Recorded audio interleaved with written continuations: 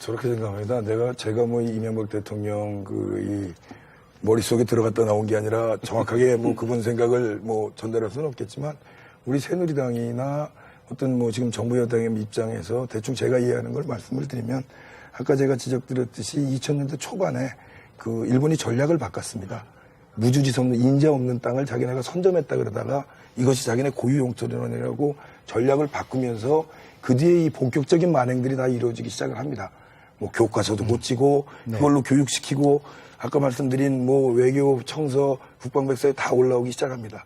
그래서 17대 국회 노무현 대통령 계실 때도 제가 좀 굉장히 이 문제를 지금 시점이라도 빨리 이런 식으로 계속 가다 보면 일본에서 원래 자기네 땅을 우리가 강제로 강점하고 뭐 국제 지금 ICJ 가지도 안 가는 파렴치한 사람들이라고 인식한 그 젊은이들이 일본에서 커서 일본의 중추적인 세력으로 세대로 등장을 하게 되면 더 어렵습니다. 그래서 빨리 이 골문대를 문제 제기를 해서 바로 잡아야 된다고 주장을 했는데 그 당시 아마 외교부에서는 조용하기를 굉장히 좋아했습니다. 그래서 그 말씀을 듣다 보니까 노무현 대통령도 외교부 말씀을 들어서 이걸 해야 되는 시점에 뭐 이렇게 그냥 넘어갔다고 생각을 하고요.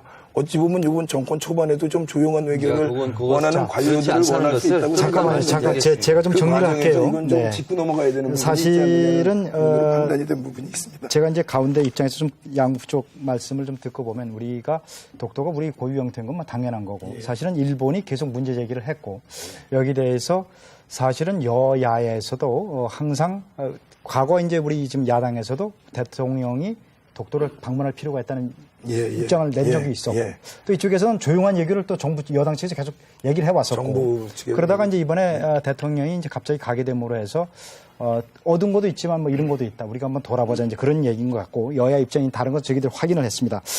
얘기가 나온 김에 하나만 더 짚고 다음 주제로 좀 넘어가겠습니다. 일왕의 사과 요구에 대해서 우리 이제 정 의원님께서는 또 이제 비판을 하셨는데 거기에 대해서는 정 의원님 잠깐 계시고 두 분 전문가 의견 잠깐 들어보겠습니다. 그 요구가 과연 우리가 못할 요구였는지 아니면 뭐 괜찮은 요구인지 어떻게 보시는지요? 근데 저는 아까 일왕의 사과 요구라는 표현을 썼는데 저는 요구라는 말이 적절치 않다. 왜냐하면 이명박 대통령의 이 발언이 나온 것은 어떤 공식적 외교 행위의 일환으로 한 게 아닙니다. 어떤 통치행위가 아니거든요. 이거는 어떤 워크숍에 가서 교사인가요? 질문에 대한 답변을 하는 과정에 나왔어요. 그래서 공식적 외교 행위가 아니고 두 번째는 뭐냐면은 가정법을 쓰고 있어요. 일왕이 한국을 방문하고 싶으면 근데 일본은 그런 일왕에 방문할 생각도 없고 그런데 의사도 없어요. 근데 방문하고 싶으면 한국에 와서 그래도 독립운동을 하다 가신 분들에 대해서 사과하는 것이 좋겠다 이거예요. 좋겠다라고 자기 생각을 얘기한 겁니다. 그리고 통속개념 뭐 이런 단어 찾아서 올 거면 필요 없다 이거죠. 그러니까 가정법에 입각해서 한 발언이라고 하는 점을 우리가 인식할 필요가 있고 그다음에 1989년에 노태우 대통령이 일본 방문을 했을 때 일왕을 만나서 그때 통속의 염이라는 말을 썼잖아요. 굉장히 그때 이게 우리 잘 알려지지 않은 용어인데 일본에는 자주 쓰는가 봐요.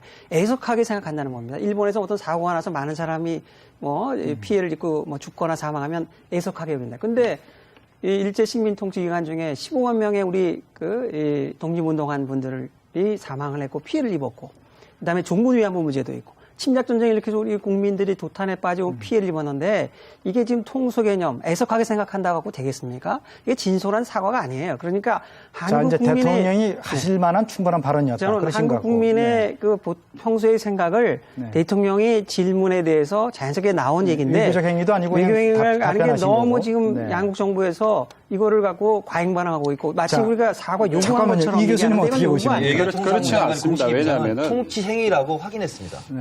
그게 말입니다. 이게 이 대통령이란 자리는 그야말로 최고 통치자 아닙니까? 그렇기 때문에 그건 어떤 자리에서 하든 그것이 언론에 보도가 된다면 또 그나마 공개된 자리 아니었습니까? 그러면 이건 분명히 일종의 외교적인 메시지죠. 그렇게 본다면은 그렇죠. 그렇게 본다면은 기본적으로 우리가 이명박 대통령의 어떤 외교 정책 혹은 뭐 정치 DNA라고 할까요? 기본적으로 친일적이었습니다. 뭐 처음부터 계속 이야기해 왔던 거고.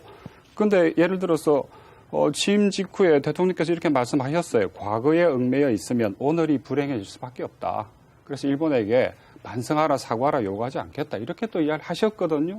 그러다가 갑자기 갑자기 이제 이란까지 언급하면서 특히 이게 최고 통치자가 상대 국가 원수를 이런 식으로 언급하는 것 자체 굉장히 사실은 문제가 있습니다. 그런데 아무튼 이런 식으로 하면 그럼 도대체 어느 것이 MB의 이 대통령의 정책이냐?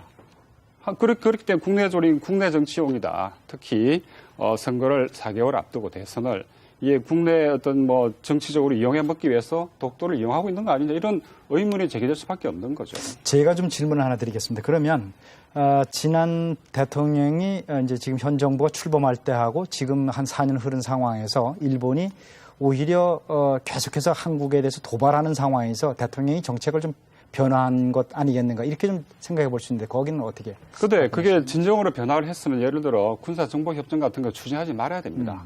또 동시에 뭐 계속 지금 한일 FTA도 계속 이야기를 하고 있거든요.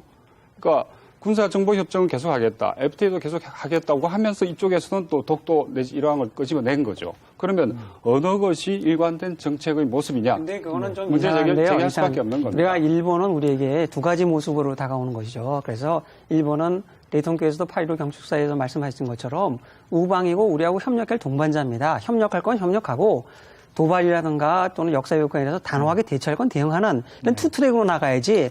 이거 할 거면 모든 국익을 상실하면서 이 독도 도발에 대응한다고 하시고 뭐 무슨 정보 교류나 협력 안 할 건 다. 물론 저는 이 정보 교류 협정 체결하는 그 과정이나 절차나 이것이 매끄럽지 못하고 적절하지 못했다고 생각합니다. 그러니까 이제 국민들이 뭐 이걸 하다가 갑자기 확 바뀌니까 좀 이상하다 이제 이렇게 또 생각해 볼 수 있는 건 아니겠습니까? 그러니까 제 교수님 말씀대로 그건 제가 동의하겠어요. 한 국가가 정책을 하다 보면 특히 외교 정책을 하다 보면 왼손을 벌릴 때도 있고 오른손을 벌릴 때도 있을 겁니다. 그러면 왼손을 벌렸을 때는 또 왼손의 정책에 맞게 오른손의 정책은 또 오른손에 맞게 이렇게 하는 게 맞습니다. 그러면 그것은 그러나 동시에 시기적으로 같은 시기에는 불가능할 것 같아요. 예를 들면 집권 초기에는 좀 잘해보려다가 안 됐다. 그래서 집권 말기에는 예를 들면 좀 강경하게 나가자. 떳떳하게 당당히 나가자. 그랬다면 이해를 하겠어요. 그런데 보세요. 불과 한 달 전입니다. 한일 군사 비밀 정보 협정은 대한민국의 모든 정보에 해당되고 어떠한 형태든지 가능한 정보를 국가 정보를 주겠다는 거예요. 또 일본한테 받겠다는 겁니다. 이거보다 더 중요한 외교적인 행위가 어디 있습니까? 그리고 이것보다 더 중요한 국익이 어디 있습니까? 그런데 불과 한 달 전에는 이걸 추진해 놓고 갑자기 뜬금없이 느닷없이 나타나 가지고 대일 강공으로 나가는 겁니다. 그러니까 국민들은 이명박 대통령의 머릿속이 궁금한 겁니다. 자, 이명박 대통령이 반론 하나 듣고 다른 주제로 A를 넘어가겠습니다. 선택할 수도 있고 B를 선택할 수도 있어요. 이건 똥챙이로서. 그런데 이거는 너무나 우왕좌왕 갈팡질팡 오락가락인 거죠. 제가 오해를 하실까봐 이 말씀만 좀 드리겠습니다. 한일 군사보호협정이 사실 그 일본과 추진되게 된 배경은 아까 제가 말씀드렸듯이 정부와 이명박 대통령이 좀 정부적인 판단을 잘못한 부분이 있습니다. 그 부분은 분명히 인정을 하는데 지금 정청래 의원님께서 한일 정보보호협정의 내용이 우리의 모든 정보를 주는 것이라고 말씀을 하셨는데 우리가 원하는 것만 내주게 되겠습니다. 저쪽도 자기들이 해당되는 것이 원하는 모든 것만 정보고 주게 제한된 정보가 없어요. 그 안에서 그거는 우리가 문구에 원하는 나와 있어요. 것만, 예, 그 문구에. 안에서 네. 우리가 원하는 것만 주게 돼 있고 저기가 원하는 것만 주게 돼 있기 때문에 이것을 정말 우리가 큰 국익들 큰 국익의 관점에서 안 보고 굉장히 좀 이렇게 미세한 이 어떤 좀 현미경적인 시각을 갖고 그때 국방부가 들여다보면 그 노무현 대통령서부터 지금까지 이게 좀 필요할 수도 있다고 어찌 보면 좀 혼돈할 수가 있는 부분이 있습니다. 이 큰 국익의 관점에서 안 되는 부분인데 그래서 그 내용이 좀 잘못 전달될까봐 그 내용 말씀을 좀 자, 드렸습니다. 여기까지만 잠깐 듣겠습니다. 우리가 이제 잘 됐느냐 못 됐느냐를 가지고 따지게 되면 사실은 여야가 입장이 갈리기 때문에 이게 한도 끝도 없습니다. 그래서 결론 내기 어렵고 지금 이제 국민들의 관심은 일본이 이걸 갖다가 이제 국제사법재판소 ICJ로 이제 가자 이렇게 얘기를 했는데 우리는 우리 측에서 동의 안 하면 전혀 문제가 없다 이렇게 하는데 혹시나 일본이 저렇게까지 일본도 안 된다는 걸 알 텐데도 끊임없이 이렇게 제기하고 하는 것은 물론 일본 국내 정치적으로도 있지만 만약에 우리가 국제 여론에서 밀리게 되면 혹시 상당히 좀 우리가 불리하지 않겠는가 좀 그런 우려들이 있는데 이 부분에 대해서는 어떻게 보시는지요? 제가 먼저 좀 말씀드릴게요. 국제사법재판소로 갈 가능성은 저는 없다고 보고요. 왜냐하면 두 가지 조건입니다. 하나는 한국 정부와 일본 정부가 공동 속장을 작성해서 네. 제출하는 경우 재판이 열립니다. 또 하나는 일본이 먼저 단독으로 재판 네. 소장을 제출했을 때 한국 정부가 동의를 하지 않으면 재판이 열리지 않습니다. 네. 재판이 열릴 가능성은 제로입니다. 네. 자, 그런데 문제는 저는 우려하는 것은 국제사법재판소 얘기들은 말씀들은 많이 하시는데 국제해양재판소라고 또 있습니다. 네. 이것이 문제입니다. 여기는 하나의 국가가 일방적으로 소를 제기하더라도 재판이 열릴 가능성이 많습니다. 물론 노무현 대통령 때 일본 이 독도 문제가 불거졌을 때 노무현 정부가 이미 완벽한 안전 조치를 했어요. 국제해양재판소에 일본이 설령 단독으로라도 소장을 제기하더라도 우리는 응하지 않겠다. 그러니까 재판이 열리면 안 된다 하고 확약을 받은 게 있습니다. 근데 그건 시간이 지났어요. 그렇기 때문에 국제사법재판소는 저는 0%라고 생각을 하지만 네. 오히려 국제해양재판소 여기가 오히려 거기는 열릴 수가 있다. 열릴 가능성이 0%라고 말할 수 없는 네. 상황입니다. 그래서 실제로는 노 대통령 때 뭐 다케시마의 날 뭐 이런 걸 제정하면서 네. 그때 안전정치를 한 겁니다. 데일 독트린 이렇게 발표하면서. 근데 그것이 지금 우려스러운 상황입니다. 사실은. 우려스러운 상황이다. 네. 어떻게 그렇게 보십니까? 네, 일리가 좀 부분 있는 맞는 말씀입니다. 왜냐하면 그 유엔 해양법 협약에 설치된 국제해양법 재판소에서는 이 강제 관할권을 갖도록 돼 있어요. 그런데 네. 다만 여기서 알아야 될 것은 유엔 해양법의 해석 적용에 관한 분쟁이 됩니다. 그래서 근데 이제 독도 문제는 이건 영유권 문제고 국제법상의 문제고 해양법상의 문제가 아니에요. 그래서 우리가 2006년에 아까 말씀한 노무현 대통령 때 강제 관할권을 배제하는 선언을 했고 약간의 보호막은 됩니다. 다만 이제 일본이 그동안에 유엔 해양법 그러니까 국제해양법 재판소에 소송도 두세 차례 한 경험도 있고 그래서 나중에 소송 기술도 나름대로 확보했다고 생각이 되는데 이걸 혼합 분쟁화 시킬 수 있죠. 네. 예를 들면, 그 독도 주변의 해양 환경을 오염시켰다. 그래서 이 문제하고를 같이 엮는다든가 배타적 경제 수역 경계 획정을 하면은 결국은 독도 영유권이 네. 자연스럽게 논의될 수 있는 혼합 분쟁의 경우에는 100% 안전장치가 될 수 있겠냐 약간의 이제 논란의 소지가 있습니다. 그래서 저는 이번에 대통령이 그동안의 방파제라든가 이제 독도 주변을 개발하지 않고 녹색섬, 환경, 그래서 해양법 협약에 저촉될 수 있는 그런 행위를 하지 않고 자제하는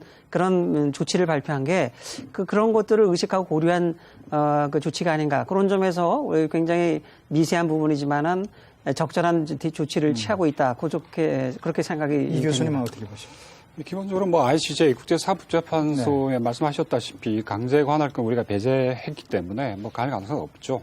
그리고 해양법 관련해서도 물론 그런 가능성은 없는 건 아닙니다. 그렇게 보고 있어요. 그러나 이런 부분은 너무 미시적으로 들어가서 있을 수 있는 모든 가능성 다 뒤져가지고 대책을 세우는 건 좋습니다만 너무 과민하게 할 필요는 없지 않을까. 그러면 어떻게 하는 게 좋다고 보십니까? 일단은 국제법상으로는 일본 역시 선택할 수 있는 선택지가 많지 않다고 보거든요. 네. 그렇기 때문에 일단 이런 부분에 대해서 너무 과도하게 시나리오를 우리가 쓸 필요는 없지 않겠나 이렇게 봅니다. 기본적으로. 치료적 지배를 좀 더 강화해야 되는 것 아닌가 그런 의견에 대해서는 어떻게 보시는지?